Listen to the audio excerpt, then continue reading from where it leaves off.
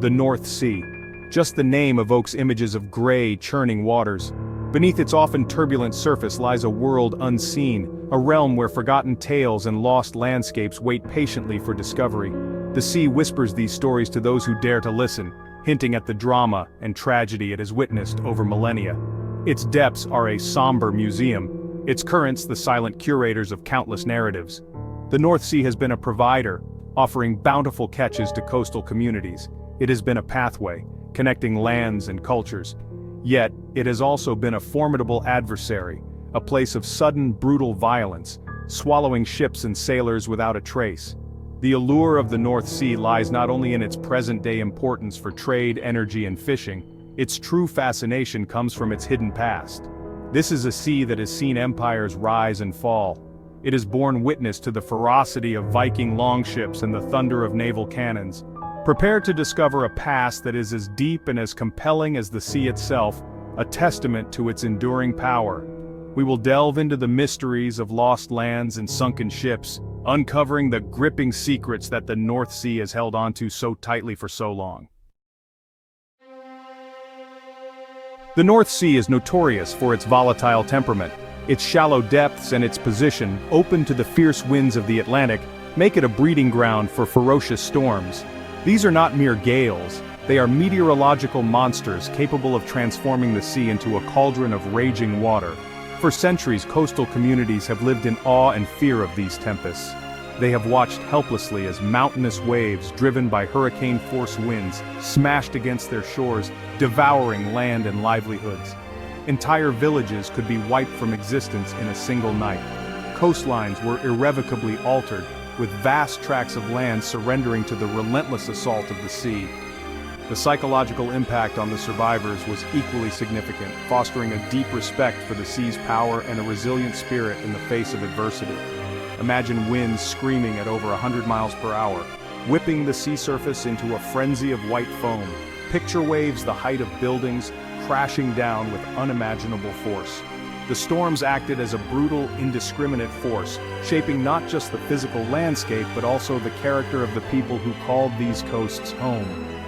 The legacy of these storms is written in the landscape, in the historical records, and in the enduring spirit of coastal resilience.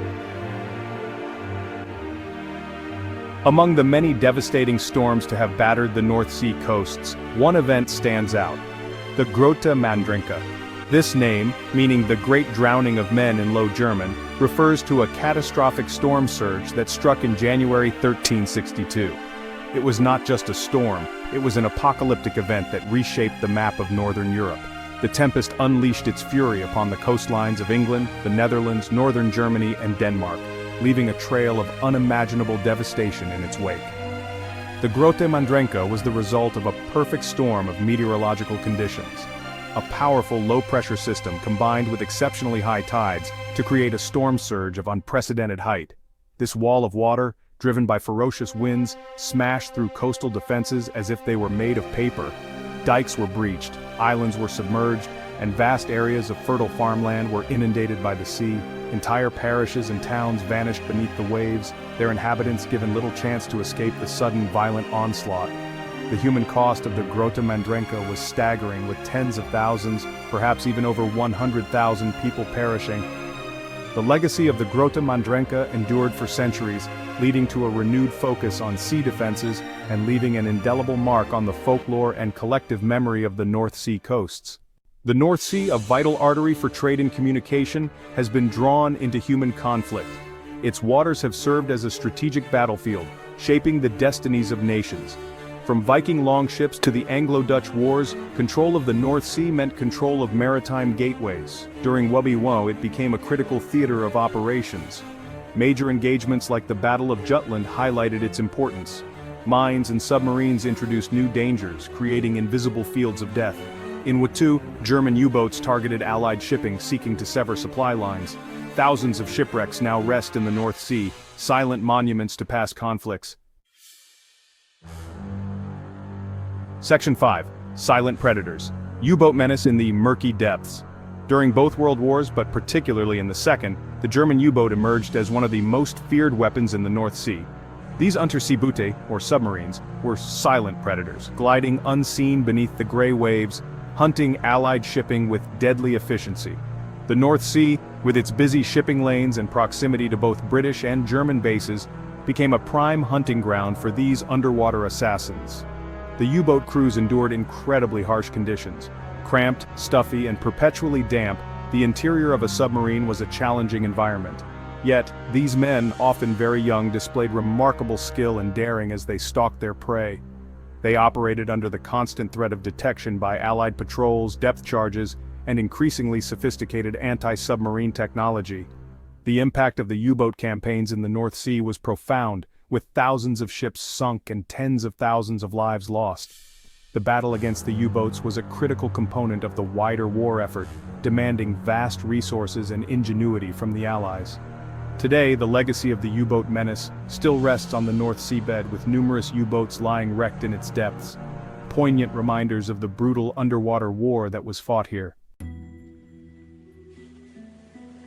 Section 6. Gardens of Death, Naval Mines and Their Lingering Threat. Beyond direct confrontations, another insidious threat lurked in the North Sea naval mines.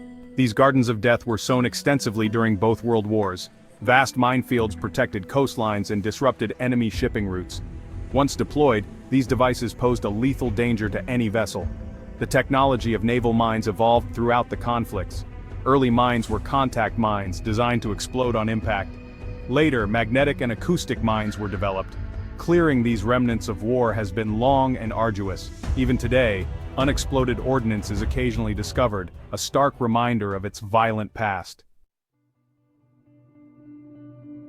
Section 7. The Sunken Fleet Mysteries of the North Sea Wrecks.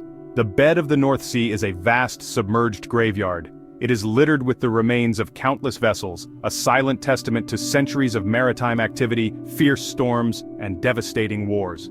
Estimates suggest that tens of thousands of shipwrecks lie scattered across its sandy and muddy floor, ranging from ancient Roman trading ships and Viking longboats to majestic galleons, humble fishing trawlers, and the steel behemoths of 20th century naval warfare. Each wreck is a time capsule, a frozen moment of disaster, holding within its decaying structure stories of human endeavor, tragedy, and sometimes enduring mystery. Many of these wrecks are well documented, their identities known, their final moments recorded in historical archives or survivor testimonies. However, a significant number of North Sea wrecks remain enigmatic. They are anonymous skeletons of wood and iron, their origins obscured by time and the relentless action of the sea.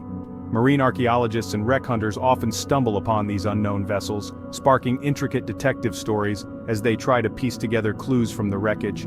The challenging conditions of the North Sea, its strong currents, poor visibility, and shifting seabed, make the exploration and identification of these wrecks incredibly difficult. Yet the allure of solving these maritime puzzles drives continued investigation by dedicated teams of researchers and divers.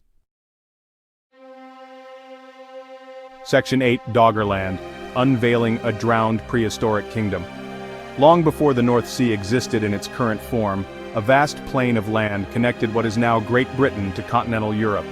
This lost territory, known to archaeologists and historians as Doggerland, was a thriving landscape during the Mesolithic period, roughly between 10,000 and 6,500 BC. It was not a barren wasteland but a rich and diverse environment of rolling hills, wooded valleys, marshes, and meandering rivers. Herds of mammoths, aurochs, and red deer roamed its plains, and it was home to communities of hunter-gatherers who lived off the bounty of the land and its abundant waterways. The story of Doggerland's demise is one of gradual but inexorable change, driven by the melting of massive ice sheets at the end of the last ice age. As global temperatures rose, sea levels began to climb steadily.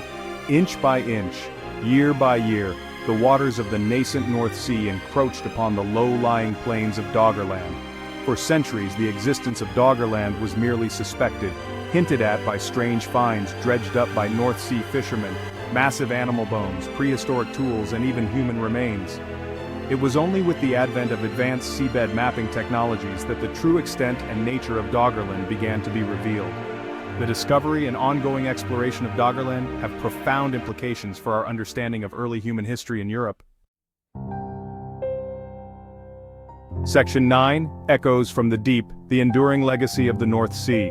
The North Sea is far more than a simple expanse of salt water separating nations. It holds echoes of nature's power, human conflict, and forgotten histories. Its waves crash over lands where ancient peoples once walked, and its currents flow above countless shipwrecks. The sheer scale of natural wrath witnessed by the North Sea is humbling. The North Sea's role as a theater of war has left an indelible mark on its character. Ultimately, the North Sea remains a place of wonder, mystery, and perpetual discovery.